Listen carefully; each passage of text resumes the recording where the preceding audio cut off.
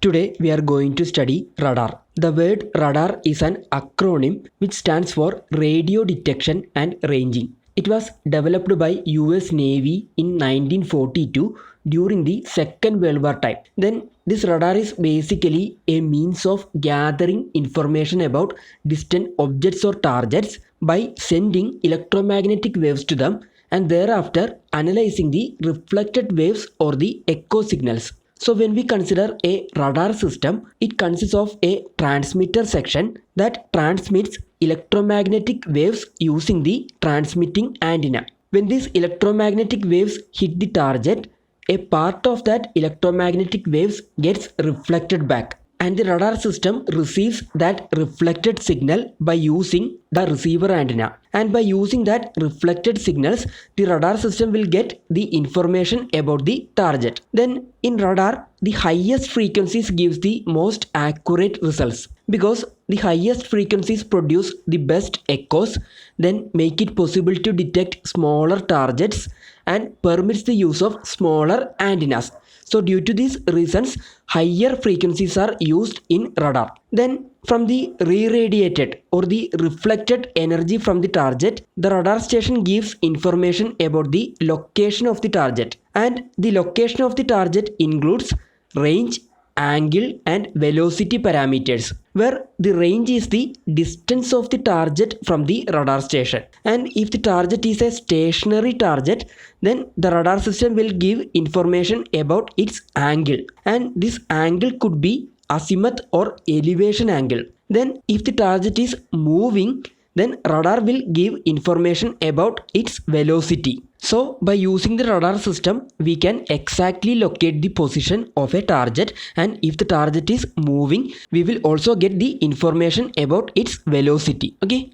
Then to get satisfactory location of the target, the received power or the echo power must be appreciable. Accordingly, the amount of power required to be radiated by the radar transmitter must be tremendous, typically few kilowatt to megawatt. And such high power at high frequencies can be generated using magnetrons. Then the main applications of the radars are: first one, a radar can detect static or mobile objects. Second one, it is the most effective method for guiding a pilot with regard to his location in space. Then third one, for warning the approach of an enemy plane and for such similar purposes. And such radars used for early warning about the enemy planes are called as early warning radars. Let's now consider the block diagram for radar. This figure shows the block diagram for a simple radar. The simple radar system consists of a transmitting antenna and receiving antenna connected to the transmitter and receiver respectively. Such a radar system is called a bistatic radar. Okay, so in bistatic radar, we are using two separate antennas, one for transmitting purpose and the other for receiving purpose. Then here the transmitter radiates or transmits the electromagnetic radiations generated by a magnetron oscillator. Then a portion of this transmitted signal is intercepted by the target and is re-radiated in all directions. The receiver antenna collects the returned echo signal and delivers it to the receiver, where it is processed to detect the presence of the target and to extract its relative velocity with respect to the radar station if the target is moving. Then a modified block diagram or a modified radar system can be achieved by using duplexer. The functions of a duplexer are: first one, to isolate the transmitter and receiver during the transmission and reception. Then second one, to protect the receiver from high power transmitter. And third one, to help use a single transmitter receiver antenna. In this block diagram, we can see the transmitter section and the receiver section are connected to the duplexer.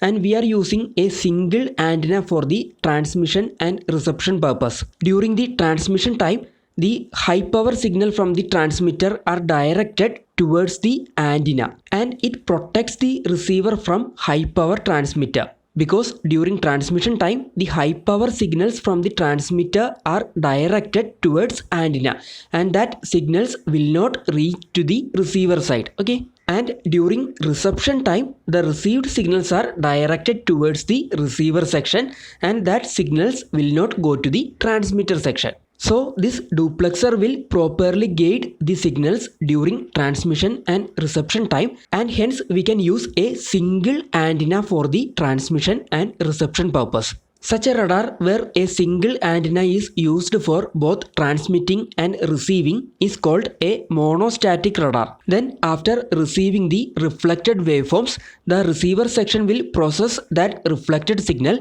and the information about the target is indicated in the indicator or in the radar display.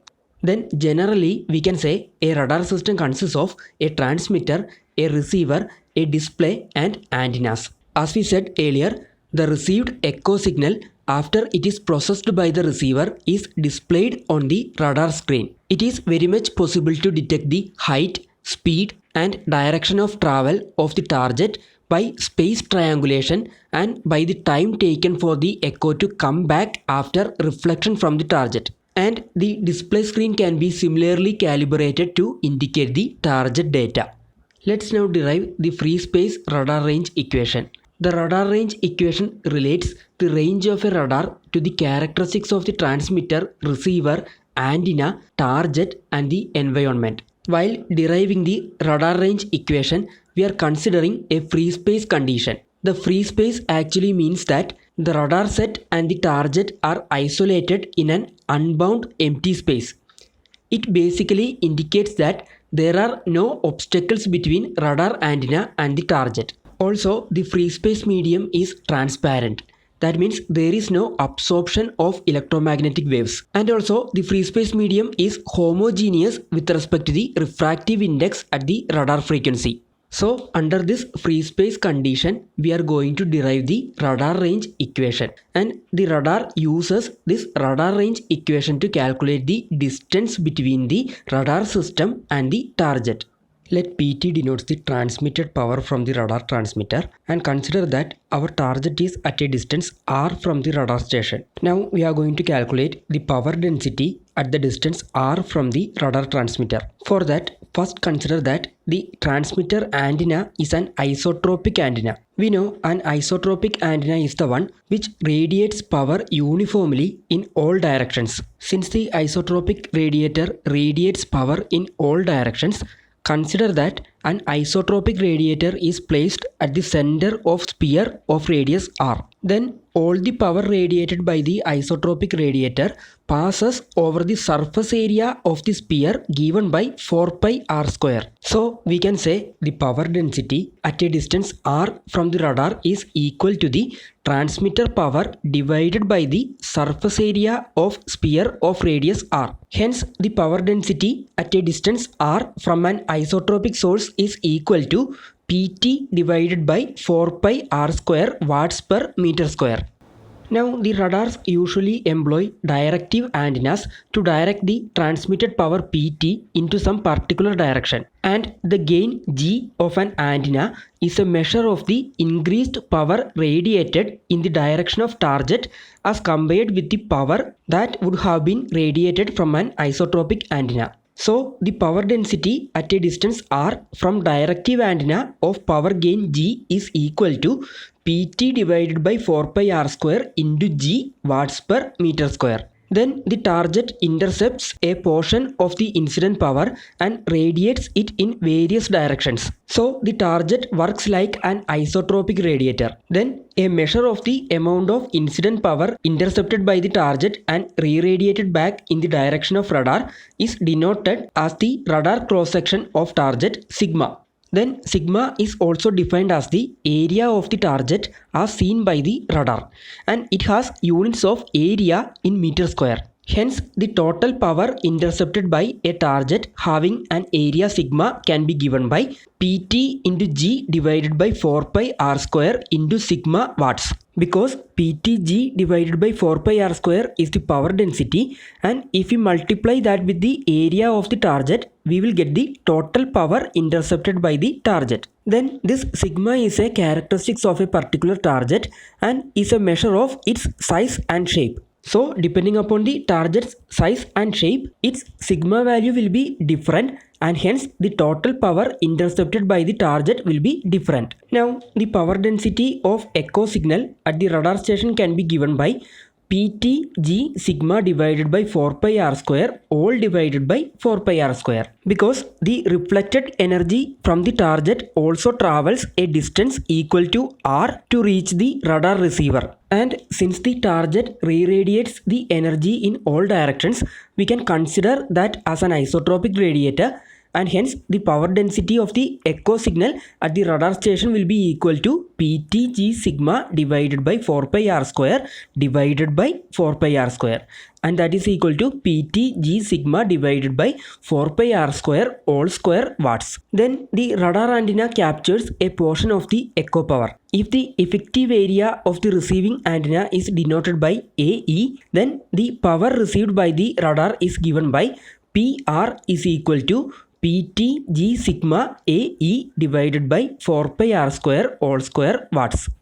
Now we are going to calculate the equation for maximum radar range, which is the distance beyond which the target cannot be detected. And it occurs when the received echo signal power PR just equals the minimum detectable signal S minimum. That is, when PR equal to S minimum, R will be equal to R max. And by substituting this in our previous equation, we will get S minimum is equal to Pt g sigma AE divided by 4 pi all square R max raised to 4. And from this we can write the equation for R max as R max is equal to Pt into g sigma AE divided by 4 pi all square S minimum all raised to 1 by 4. So this R max gives the maximum radar range. If the distance between the radar station and the target is less than or equal to R max, then the radar station can easily detect that target. And if the target's location is beyond that R max distance, then it will be difficult for the radar station to detect that target.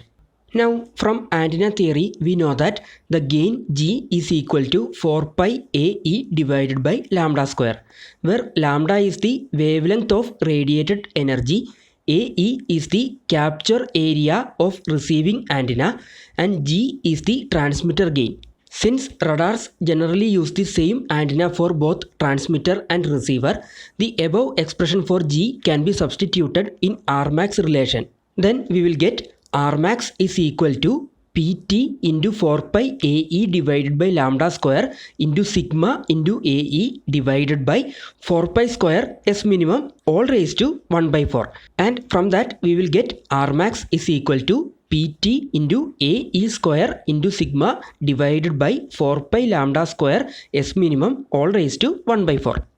Then we also know AE is equal to G lambda square divided by 4 pi. So substituting for AE in our previous equation, we will get R max is equal to Pt into G lambda square divided by 4 pi all square into sigma divided by 4 pi lambda square S minimum all raised to 1 by 4. And from that we can write R max is equal to Pt g square into lambda square into sigma divided by 4 pi all cube into S minimum all raised to 1 by 4. So we have different versions of R max equations, and depending upon the values available, we can use either of the R max equation for calculating the range.